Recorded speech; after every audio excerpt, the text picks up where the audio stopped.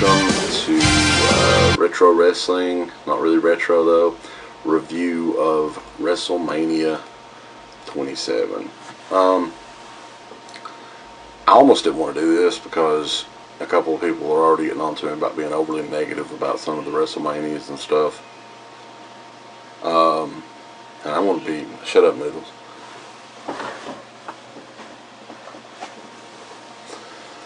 And there's not too many positive things to say about WrestleMania 27, to be honest. I mean, in my opinion, had it not been for the Triple H and Undertaker match, this would have been one of the, in the 3 or 4 that I consider some of the worst WrestleManias ever. And it just seemed like a lot of the guys on this show, aside from the last 2 matches, or, well, the 2 big matches, that they were sort of coasting throughout this pay-per-view. One thing that really pissed me off is Noodles. One thing that really pissed me off was they left out Sheamus and Daniel Bryan. Didn't that piss you off too, Noodles? That pissed Noodles off too. Which was a dark match, and they didn't really ever talk about it on the show at all, which is stupid. I mean, you advertised it on TV, and you didn't deliver it, and you didn't even mention it on the pay-per-view, which is shitty. I mean, hey. So, yeah, and those guys, I'm sure it pissed those guys off too. I mean, why wouldn't it? So, the whole event started with The Rock giving like this really long, stupid speech. Like, it seemed like it was scripted to me. And it was one of the worst, like, Rock interview segment things that I've ever seen. The whole "you say wrestle, I'll say mania," or however he did it. I say wrestle, you say mania. Just really lame. So after that, you get the world title match, is the opening match with Edge and Alberto Del Rio. Edge wins. They never really do anything with Christian. I pretty much predicted that, and a lot of things that I predicted on the last video actually came true.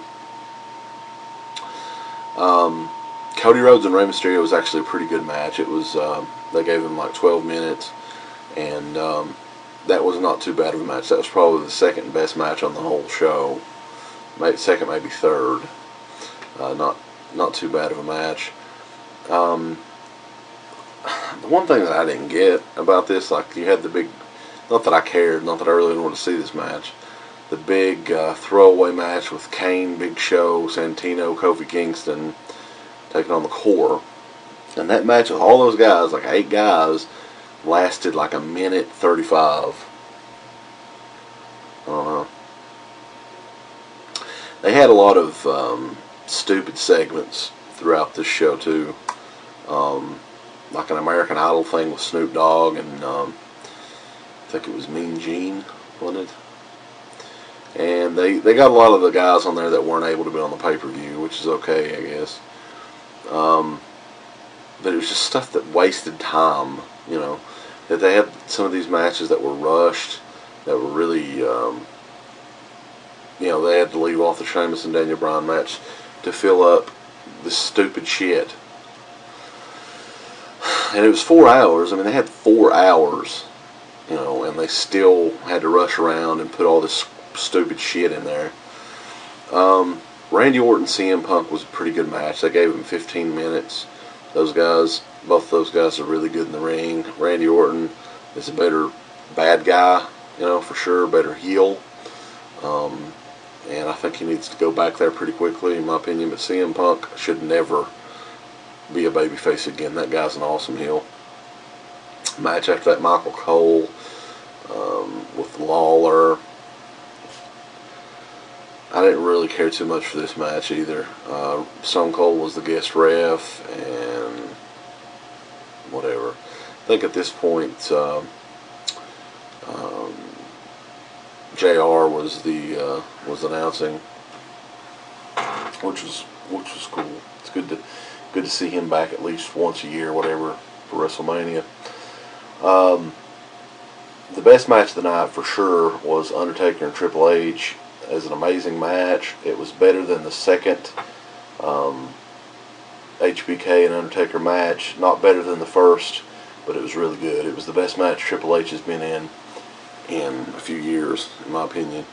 The thing that was kind of stupid is, like, the long entrances. Again, more wasted time on this show. The match itself was like 30 minutes, not even counting the entrances, were probably another 10 minutes. So a lot of time spent on this show, on that match.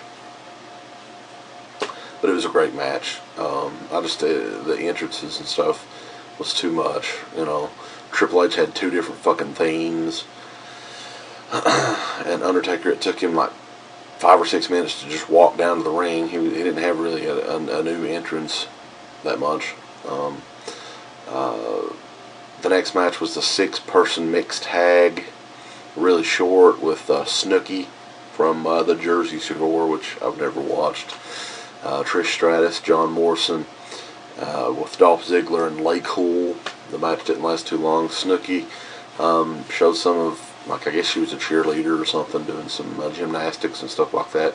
Not too bad, actually, for a lot of the celebs that are in there. But the match was really short, and you know, Trish didn't really get to do much, and I think Trish sort of lost a lot of the ability she had over the last 4 or 5 years she's been gone.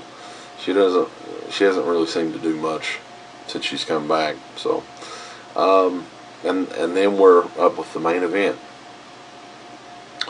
And anybody that's been watching this, that's been a wrestling fan, can pretty much predict what was going to happen on this. I mean, The Rock was going to get involved in some way and cost John Cena the match, and that's what happened. I mean, but it did seem like the match was kind of a clusterfuck. I mean, I know they were rushing around because the show didn't end until right at 11 o'clock, and they never do that. It's usually at least 15 minutes, you know, quarter till 11 until it ends. But yeah, they had some time management problems on this show, and this match wasn't that good at all.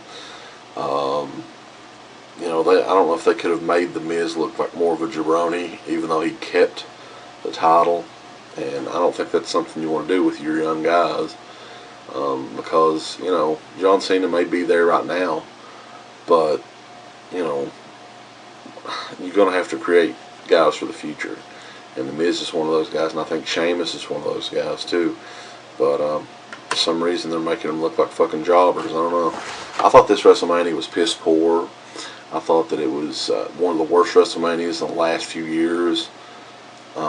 It just didn't have that epic feel to it. The matches, it just seemed like they were sort of thrown together, a lot of them. And there was no breakout match, like the Money in the Bank, like I was saying, that was really missed this year. I don't know what else to say. I think the Raw actually after WrestleMania was way better than the WrestleMania show. Where, as I predicted, I don't know if I'm psychic or what, they're building the match with Rock and Cena for WrestleMania 28 1 year ahead of time. I think that's a pretty cool idea, and it'll be interesting to see how they build it this slow, you know, old school style almost. They never even did this back in, you know, when they had 4 pay-per-views a year. So, I'm really interested in seeing that, and hopefully everything goes okay with that. You know, nobody gets hurt. I think Rock got injured on movies before, and Cena gets injured quite a bit. So hopefully that match will happen. But that is it. That was WrestleMania 27 for you. The Georgia Dome in Atlanta. April 3rd. When is it? April 3rd, yeah. I thought it was a bad show. I'm not going to sugarcoat it.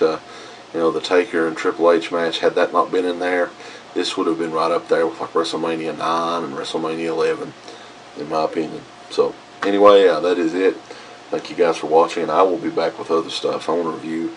Promise you it won't be a WWE event. The next one I do, I don't know what it is.